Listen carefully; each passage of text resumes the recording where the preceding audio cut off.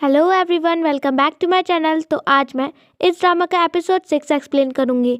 I hope आपको पहले की वीडियो अच्छी लगी हो। अगर ये भी लगते है तो लाइक कमेंट और सब्सक्राइब कीजिए, जिससे आपको आगे की अपडेट मिलती रहे। और जो कोई इस चैनल में नया है वो पहले पीछे की वीडियो देख लीजिए, जिससे कहानी में जो कुछ हो रहा है वो आपको समझ में आ जाए। तो चलिए कहानी को जल्दी से स्टार्ट करते हैं। कहानी की स्टार्टिंग होती है और हम लेडी ए का फ्यूनरल देखते हैं। और हम ये भी देखते हैं कि बेका ने लेडी ए की पिक्चर कंप्लीट कर ली होती है। और यहाँ हाजिन बहुत रोती है और सू से देखता है। फिर हाजिन कहती है, लेडी ए, क्या हम एक दूसरे को फिर से देख पाएंगे? मैं उन्हें बहुत मिस करती हूँ, अब मैं क्या करूँ? तब बेका कहता है, फिर तुम मुझसे मिलने आ जाना और मैं तुम्हें मिलने आ जाऊँगा। और यहाँ हाजिन कहती है, ऐसे दोस्ती करना अच्छा है। और इनकी दोस्ती हो जाती है। फिर हम देखते हैं हाजिन एक अंधेरे कमरे में जाती है, जहाँ पर पहले से ही वुक बैठा होता है, जो इस बात का अफसोस मना रहा होता है कि उसने लेडी हे को आई लव यू क्यों नहीं कहा। लेडी हे उसे बहुत बैडली सुनना चाहती थी। उसे लगता ही नहीं था वो लेडी हे से प्यार करता है। पर अब उसे रियलाइज़ हुआ कि वो फीलिंग्स प्यार थी, ना कि कोई ग्रेटफुलनेस। अब वो सू से पूछता है कि वो अब क्या करे। उसे लेडी हे को बता देना चाहिए था, उन्होंने बहुत लंबा इंतज़ार किया था। और यहाँ सू कहती है, मुझे लगता है लेडी हे को पता था।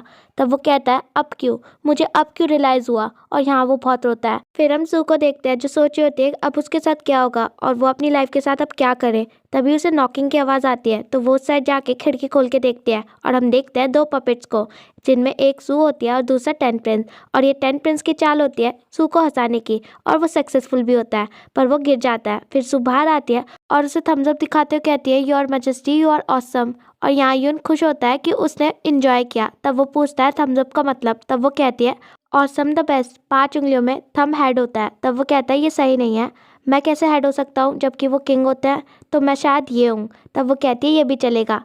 आज तुम सच में ऑसम थे टेन प्रिंस, मुझे हंसाने के लिए थैंक यू। और इसी चीज़ की वो एक्टिंग करने लग जाता है, तो वो उसे रुकने के लिए कहती है, पर वो नहीं रुकता, तो वो उसे डांट के रुकने के लिए कहती है। फिर हम फोर्थ और थर्ड प्रिंस को देखते हैं, जहाँ पर थर्ड प्रिंस सू से कहता है कि सू को उससे सॉरी कहना होगा, क्योंकि उसने सस्पेक्ट माना था प्रिंस के अटैक के पीछे उसे और उसकी मॉम को। और यहाँ सू कहता है, फिर तो तुम्हें मुझे थैंक यू कहना चाहिए, क्योंकि मैंने तुम्हारी जान बचाई है। और वो पूछता है कि वो कब तक क्राउन प्रिंस के साथ रहेगा। तब वो कहता है, क्यों, तुम्हें जल्दी मरना है?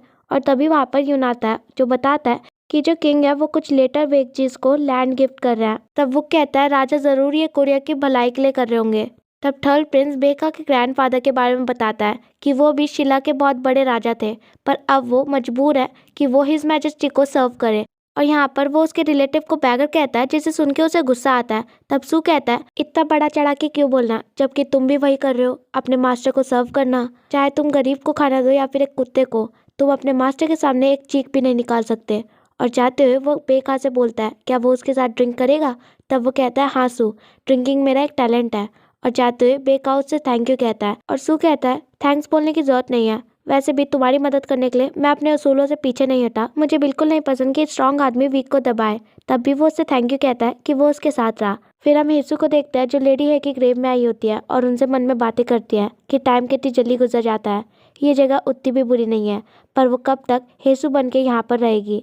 वो कब से ये सारी बातें उन्हें बताना चाहती थी। और वो सॉरी कहती है हर चीज़ के लिए और थैंक यू भी। तभी वहाँ पर वेका और जुंग आ जाता है। और जाते हुए इन तीनों को यनवा दिखती है, जहाँ पर यनवा सू को बताती है कि उसके पास उसके लिए एक खुशखबरी है कि वो शादी करने वाली है। और सू कहती है, शादी?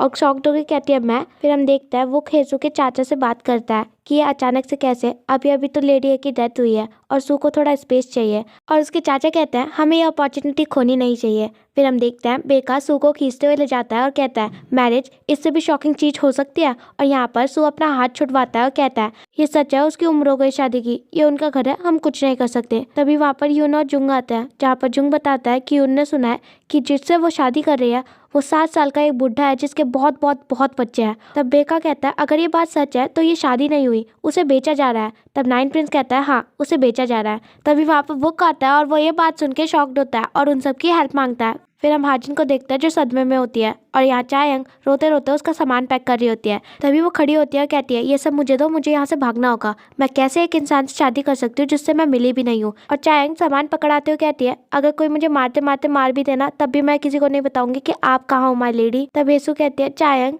तभी खिड़की खोल के टेन प्रिंस आ जाता है और वो उसे भागने के लिए कहता है और यहाँ पर उन्हें गार्ड मिल जाता है कि तभी बेका उसे बचा लेता है। इसके आगे वो उसकी मदद करता है और उसके आगे जुंग। और यहाँ हेसु को भागते हुए प्रिंसेस देख लेती है और वो सारे गार्ड को उनके पीछे लगा देती है और जब वो पकड़े जाता है हमें पता लगता है वो हेसु नहीं हमारा यून होता है और हेसु तो सेफली सू के साथ भाग जाती है। फिर यहाँ वो मन में कहती है कि मुझे नहीं लगा था कि तुम भी मेरी हेल्प करोगे प्रिंसू। और वो मन में रिप्लाई देता है मेरी ज़िंदगी का काफ़ी हिस्सा दूसरे लोगों ने कंट्रोल किया है कि अब मुझे ये देखने से नफरत है और मुझे किसी रीज़न से तुम्हारे साथ ये सब होने का आइडिया पसंद नहीं आया। और आगे जाते हुए ये लोग रुक जाता है क्योंकि आगे से मिस्टर चॉय रॉयल गार्ड्स के साथ आ रहे होते हैं। तभी वापस सारे प्रिंस आ जाता है और प्रिंसेस भी। तब बेका पूछता है कि वो रॉयल गार्ड्स के साथ यहाँ पर क्या कर रहा है। तब मिस्टर चॉय बताता है कि वो लेडी सू को लेने आया है। तब सू पूछता है कि उसे सू से क्या काम है।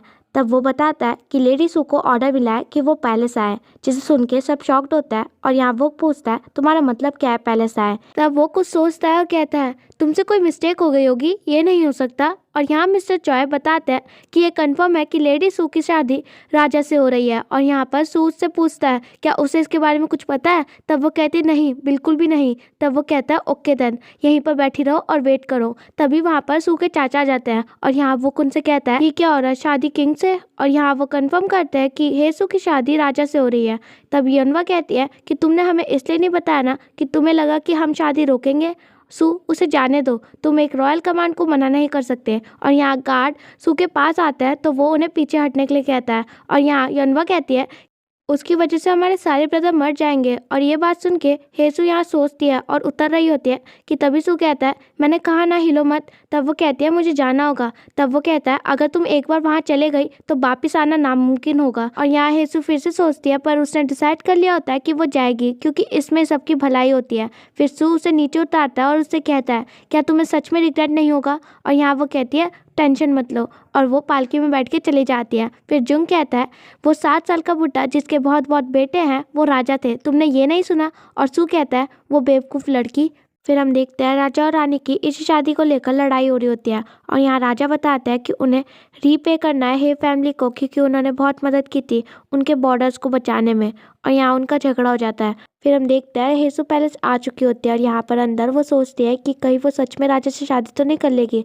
और यहाँ पर वो अपने आप को बाद में समझाती है कि उसे पैनिक नहीं होना है, उसे यहाँ पर सर्वाइव करना है। फिर हम हेसु को मिस्टर चॉय के साथ देखते हैं जहाँ पर मिस्टर चॉय दामी वॉन के बारे में हेसु को बता रहे होते हैं, वो जगह जहाँ पर लास्ट टाइम सारे प्रिंस नहा रहे थे। और यहाँ पर वो कहती है मैं सॉरी हूँ किंग के लिए, पर मेरा कोई इंटेंशन नहीं है एक ऐसे इंसान से शादी करना जिसे मैं जानती भी नहीं हूँ। और किंग तो मेरे ग्रैंडफादर जैसे हैं। तभी वहाँ पर कोर्ट लेडी आ जाती है। तब मिस्टर चॉय हेसु को उनसे इंट्रोड्यूस करवाता है और जाने से पहले हेसु से कहता है कि वो अपनी किस्मत को फॉलो करे। और वो जा रहे होते हैं तभी कोर्ट लेडी उन्हें रोकती है और कहती है अब से वो उनके सामने अपने आप को लोअर पर्सन की तरह ना दिखाए। और वो हेसु को लेकर चली जाती है। और यहाँ मिस्टर चॉय कहता है वो बहुत डिफिकल्ट है, बहुत ज़्यादा डिफिकल्ट, पता नहीं राजा को उस जैसी औरत में क्या दिखा। और मुझे लगता है यहाँ पर वो कोर्ट लेडी के बारे में बात करते हैं। फिर हम देखते हैं कोर्ट लेडी यहाँ पर सू को अपने कपड़े उतारने के लिए कहती है क्योंकि उन्हें उसे एग्जामिन करना है। एक लेडी के पास अगर स्कार होगा तो वो किंग के वाइफ बनने के लिए सुटेबल नहीं होगी। और यहाँ पर कौन मानेगा कि वो उसकी बॉडी को एग्जामिन करे। सू मना करती है पर वो उसकी एक भी नहीं सुनते। फिर हम दोनों रानियों को देखते हैं जो इसी मैरिज के बारे में बात करी होती है। तभी वहाँ पर जुंग आता है। फिर वो क्वीन बेंगबो को ग्रीट करता है और कहता है हेल्प मी मदर, हेसु की शादी राजा से हो रही है, प्लीज इसे रोकिए। ये सुन के क्वीन बेंगबो हैरान होती है पर बाद में नॉर्मल हो जाती है। और यहाँ पर क्वीन यू उसे डांट के समझाती है कि उसे इन सब चक्करों में नहीं पड़ना चाहिए और वैसे भी राजा की शादी कौन रोक सकता है। तभी वहाँ पर वुक भी आ जाता है जो क्वीन यू को ग्रीट करता है। तभी उसकी मदर पूछती है कि वो यहाँ पर क्या कर रहा है और वो कुछ बोलने ही वाला होता है कि तभी जुंग कहता है तुम भी यहाँ पर हेसु के लिए आए हो ना, देखो मदर ये कितनी बड़ी प्रॉब्लम है। और उन्हें मनाने लग जाता है। तब क्वीन यू कहती है वुक से क्या तुम्हें सच में इस शादी से इतना फर्क पड़ रहा है। तब वो कहता है ये बिल्कुल अचानक था, वो मेरे लिए छोटी बहन से अलग नहीं है। तब क्वीन कहती है वैसे भी वो उसकी लेट वाइफ की कजन है। तब क्वीन यू कहती है ये राजा से शादी है, मैं सोच रही हूँ तुम इतना स्ट्रगल क्यों कर रहे हो। अब मुझे लगता है रानी को यहाँ शक हो गया है। तभी वहाँ योनवा भी आ जाते हैं। फिर हम देखते हैं यहाँ बेका सू को मनाने की कोशिश कर रहा होता है पर सू नहीं मानता और उससे पूछता है बाय एनी चांस क्या तुम्हारे अंदर हेसु के लिए फीलिंग्स है। तब वो कहता है वो मैं नहीं हूँ जिसके अंदर फीलिंग्स है, तब भी वो मेरे लिए कुछ स्पेशल है। फिर वो बताता है कि लेडी हे की मौत के बाद वो हर रोज रात को ड्रिंक करते थे। और यहाँ पर हेसु उससे पूछती है अगर वो लेडी हे से इतना प्यार करता था तो उसने कन्फेस किया क्यों नहीं। तब वो बताता है कि उसकी मॉम शीला के रॉयल फैमिली की एक मेंबर थी जो अब खत्म हो चुका है, और उसकी इतनी पोजीशन नहीं थी कि वो लेडी हे को कन्फेस कर पाता। वो सब प्रिंस तो है पर अलग अलग लेवल में। और यहाँ पर सू उसकी बातें सुन के पक जाती है और वो कहती है तुम फिर से वहीं पर चले गए। इस जगह में लोगों को ऐसे ट्रीट किया जाता है जैसे कि वो प्रॉपर्टी है। बस 1000 साल रुक जाओ, उसके बाद ना कोई तुमसे ऊपर होगा ना कोई तुमसे नीचे। तुम्हारा स्टेटस ये है, ये प्रिंस वो है। और बेका उसे चुप करवाता है कि वो कह क्या रही है। वैसे भी कितनी लंबी होगी जिंदगी। वैंग बेका मुझे देखो, तुम अच्छे से जी रहे हो पर एक दिन लास्ट में तुम्हें मरना ही है, तो फिर अपने दिल की सुनो और जियो। वो करो जो सब तुम्हें करना है और जियो जैसे तुम्हें जीना है। यहाँ पर बेका उसकी बात ध्यान से सुन रहा होता है। तब वो कहती है ओके, और वो भी कहता है ओके। तब सू कहता है वो कुछ भी कहती रही और तुम कुछ भी सुनते रहे। तब वो कहता है उसने कुछ भी गलत नहीं कहा है। देखो इधर, फैमिली कनेक्शन ही सब कुछ है। आपको तभी अच्छे से ट्रीट किया जाता है जब आप एक अच्छी फैमिली में पैदा हुए हो, आप गुड लुकिंग हो और आपकी शादी एक अच्छी फैमिली में हुई हो। हमारे लिए ये इतना बुरा है और हम प्रिंस हैं, आम लोगों का क्या हाल होता होगा। तब सू कहता है तो क्या तुम नेशन बदलना चाहते हो? क्या तुम राजगद्दी में बैठना चाहते हो? तब वो कहता है नहीं, मुझे फ्री होना है, तुम्हें भी यही चाहिए। पर हेसू का क्या? वो अकेली लड़की जिसके कोई पेरेंट्स नहीं है, सिबलिंग नहीं है, वो पैलेस में कैसे सरवाइव करेगी? ऐसे तो वो वहाँ पर घुट के मर जाएगी। फिर हम हेसू को देखते हैं जिसका एग्जामिन हो चुका था और यहाँ पर वो उसे नहाने के लिए कहती है।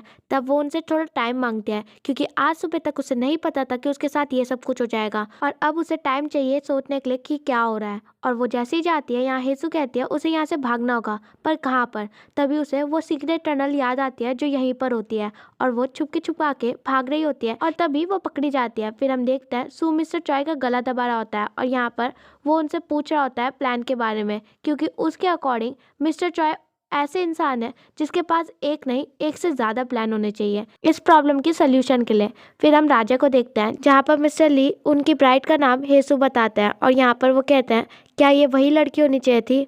वो लोग कितने लालची है। तब मिस्टर ली पूछता है क्या वो ये मैरिज रोकना चाहते हैं? तब वो कहते हैं पर उनके पास और कोई सुटेबल लड़की है भी नहीं। फिर हम देखते हैं हेसू रेडी होती है शादी के लिए और राजा भी उसी तरफ जा रहे होते हैं और तभी वो देखता है कि 8 प्रिंस ने उसका रास्ता रोक रखा होता है। तब वो पूछता है तुम जैसा इंटेलिजेंट लड़का मेरा रास्ता रोक रहा है? और तब वो उनसे सॉरी कहता है और उनसे पूछता है कि वो ये शादी क्यों कर रहे हैं, वैसे ही उनके पास इतने पावरफुल इन लॉज हैं। तब वो बताता है कि मेरे पास इसका बहुत अच्छा जस्टिफिकेशन है, क्योंकि मुझे खितान के साथ लड़ाई रोकने के लिए हेस की हेल्प चाहिए। फिर किंग बुक से पूछता है कि उसका क्या रीज़न है कि वो ये शादी रोक रहा है और यहाँ पर वो कुछ नहीं बोलता कि तभी वहाँ सो आता है। वो कहता है क्या हो अगर आपको ये मेथड यूज़ ना करना पड़े? और यहाँ राजा को गुस्सा आ जाता है। वो कहता है तुम सबको लगता क्या है तुम सब क्या कर रहे हो? तुम्हें अपनी जान की नहीं पड़ी क्या? और यहाँ हेसू भी सुन लेती है और वो बाहर की तरफ जाती है और तब सू बताता है कि उसके पास एक विटनेस है जिसने देखा है कि हेस खितान के साथ साजिश रच रहे हैं और उन्हें हेस को पनिश करना चाहिए और वो किसी और फैमिली के भरोसे बॉर्डर्स को छोड़ सकते हैं और उन्हें ये शादी करने की कोई जरूरत नहीं है। तब राजा कहता है मिस्टर ली मैं ये शादी करूँगा। और वो बताते हैं अगर वो हेज को पनिश करे जैसे उसने सजेस्ट किया है, आधे से ज़्यादा दिन लग जाएगा आर्मी को वहाँ पर भेजने में और तब तक सीमा नष्ट हो जाएगी। अगर तुम्हें ये होने से रोकना है तो कोई अच्छा एक्सक्यूज ढूंढो, तुम्हारा रीज़न अच्छा नहीं था। और जाते हुए राजा हेसू के साइड से गुजरते हैं और तभी हमें कुछ गिरने की आवाज़ आती है और हम देखते हैं हेसू ने अपनी कलाई को काट दिया होता है और यहाँ पर वो कहती है वो रीज़न मैं आपको दूंगी। और यहाँ पर वो कहते हैं क्या? तब वो कहती है अगर मेरी बॉडी में कोई स्कार होगा तो मैं किंग की वाइफ नहीं बन सकती। सो योर मैजेस्टी प्लीज़ रुक जाइए और अब मुझे जाने दीजिए। और ये देखने के बाद राजा हंसता है और वो कहते हैं तुम तो मर्दों से भी ज़्यादा बहादुर हो। और वो मिस्टर ली को हेसू के चाचा को बुलाने के लिए कहता है कि तभी वहाँ पर हेसू भी होश हो जाती है और वो उसे अपने गोद में लेके डॉक्टर के पास भागता है और सारे प्रिंस उसके पीछे भागता है। और यहाँ बेहोशी की हालत में हमें दिखाया जाता है सू डूब रही होती है और वो कहती है कि वो है कहाँ पर। और तभी हमें कुछ फ्यूचर के क्लिप्स दिखाए जाते हैं और सू कंटिन्यू करती है कहना कि वो मर चुकी थी पर वो मरी नहीं और उसे वेंगजोंग के बारे में कुछ परेशान कर रहा है, वो कुछ भूल रही है। कोरिया का 4th किंग वेंगजोंग, उसने अपने सारे भाइयों को मार दिया था। वो है कौन? इन सब प्रिंस में से वो है कौन? और वो सोचती है कहीं वो, और तभी उसे होश आ जाता है और वो कोर्ट लेडी ओ की तरफ देखती है और कहती है ये नहीं है। तब वो कहती है तुमने सही कहा, तुम जिंदा हो, तुम मरी नहीं हो और तुम्हारी शादी भी नहीं हुई है। और वो पूछती है क्या वो पैलेस में है? तब वो कहती है अभी तक तुम मरी नहीं हो तो तुम पैलेस में ही हो। तब वो पूछती है आपका कहने का मतलब ये है कि मैं तब तक यहाँ से नहीं जा सकती जब तक मैं मर नहीं जाती? और इसके जवाब में कोर्ट लेडी वो कुछ नहीं कहती। तब वो बताती है कि डॉक्टर ने बताया कि जख्म गहरा था, कि वो निशान छोड़ेगा। और येसु कहती है मैं इसे एक्सेप्ट करती हूँ। तब वो पूछती है क्या उसे राजा से शादी करने का आइडिया इतना बुरा लगा? उसे वो सारी दौलत और सफलता मिल सकती थी जो भी वो चाहती थी। तब हेसू कहती है, चाहे मैं जैसे भी जीऊँ, मुझे चुनने का हक है। तब वो कहती है, जवानी में लोग ऐसे ही बोलते हैं और पनिशमेंट के लिए वो रेडी हो जाए। और हेसू कहती है, मुझे जो चाहिए था मैंने उसे बचा लिया, मुझे इस बात का रिग्रेट नहीं है। और कोर्ट लेडी उसे रेस्ट करने के लिए कह के वहाँ से चली जाती है और हम देखते हैं वो बाहर उसका इंतजार कर रहा होता है। और तब वो उसके पास बैठ के उसका हाथ देखता है और बताता है कि सब ठीक है, अब सब खत्म हो चुका है। राजा ने उसकी शादी कैंसिल कर दी है क्योंकि उसकी बॉडी में एक स्कार है और उसकी फैमिली अब उसे फोर्स नहीं करेगी। कल रात को मैं इतना होपलेस हो गया था कि मुझे लगा कि मैं एक बुरा इंसान हूँ। तब भी मैंने अपनी लेट वाइफ से प्रेयर की और उससे कहा कि अगर तुम मेरे पास वापस आ जाओगी तो मैं पे बैक करूँगा तुम्हें इतना अफेक्शन देके जितना मैं उसे नहीं दे पाया। मैंने उससे माफ़ी मांगी और तुम्हें मेरे पास लौटाने के लिए कहा। मैंने उससे भीख मांगी। अगर तुम राजा की वाइफ बन जाती तो मैं कभी भी अपने आप को माफ़ नहीं कर पाता। तब हेसू कहती है, मुझे लगा मैं तुम्हें कभी नहीं देख पाऊंगी, मुझे लगा मैं तुम्हें बाय भी नहीं कह पाऊंगी। और तब वो उसे गले लगाता है और कहता है, मैं तुम्हें एक बार खो चुका हूँ, ये फिर से नहीं होगा, सब ठीक हो जाएगा सू। फिर हम राजा को देखते हैं जहाँ रात से सुबह हो जाती है पर अभी तक राजा सोए नहीं होते हैं। तो मिस्टर चॉय उन्हें सोने की सलाह देता है और यहाँ वो पूछता है क्या वो डिटरमाइन है कि सू के साथ क्या करना है। और यहाँ पर वो कहते हैं, मुझे उसके लिए बुरा तो लग रहा है पर मैं इग्नोर नहीं कर सकता कि उसने ऑर्डर्स का डिसोबे किया है, उसे भेज दो स्लेव बनने के लिए।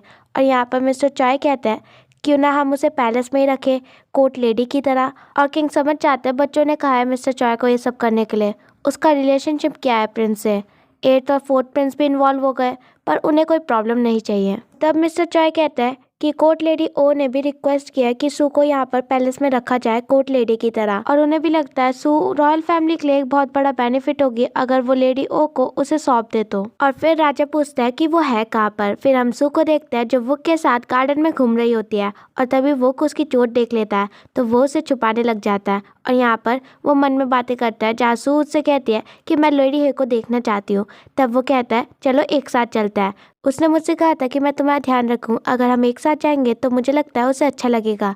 और वहाँ पर मिस्टर चॉय आ जाता है। फिर हम देखते हैं मिस्टर चॉय उसे बताता है कि उसे कोर्ट लेडी की तरह काम करना है और ये अच्छी बात है कि उसे कोई पनिशमेंट नहीं मिली। और फिर वो उसे अपने साथ चलने के लिए कहते हैं और खुद आगे चले जाते हैं। तब वो खुद से कहता है कि वो ज़्यादा चिंता ना करे। तब वो कहती है ऐसा कुछ भी नहीं है जो वो नहीं कर सकती, वो एक फास्ट लर्नर है, वो ऐसी कोई बनेगी जिसकी सबको जरूरत हो। तब वो कुछ एक पेपर देता है जिसमें वैसी ड्राइंग होती है जैसे हेसू ने बनाई थी पर उसकी ड्राइंग में सर्कल था और इसकी ड्राइंग में स्क्वायर। और इसे देख के हेसू इमोशनल हो जाती है। तभी वहाँ पर सब प्रिंस आ जाते हैं जो उसकी चिंता कर रहे होते हैं कि तभी उसे वेंगजोंग की याद आती है कि इनमें से कौन है वो जो अपने सभी भाइयों को मार डालेगा, ये नहीं हो सकता। तब वो वुक की तरफ देखती है और फिर सू की तरफ। तब नाइन प्रिंस कहता है कितनी बार तुम मरते मरते बच्चे हो, अगली बार तुम डेफिनेटली मर। और तभी ये तीनों चिल्लाता है रुक जाओ। तभी मिस्टर चॉय भी चिल्लाता है रुक जाओ, अब लेडी सू को जाने दो, कोर्ट लेडी हो इंतजार कर रही होंगी। और जाते हुए वो खुद से कहता है तुम्हें डरने की जरूरत नहीं है, तुम्हें पता है ना। और वो चाहती होती है और सब उसे बाय करता है। और यहाँ पर सू उसकी चोट देखता है और वो अंदर चली जाती है। और यहाँ से अब सू की नई लाइफ स्टार्ट होने वाली है। और इसी के साथ हमारा ये एपिसोड खत्म होता है। Thank you so much for watching.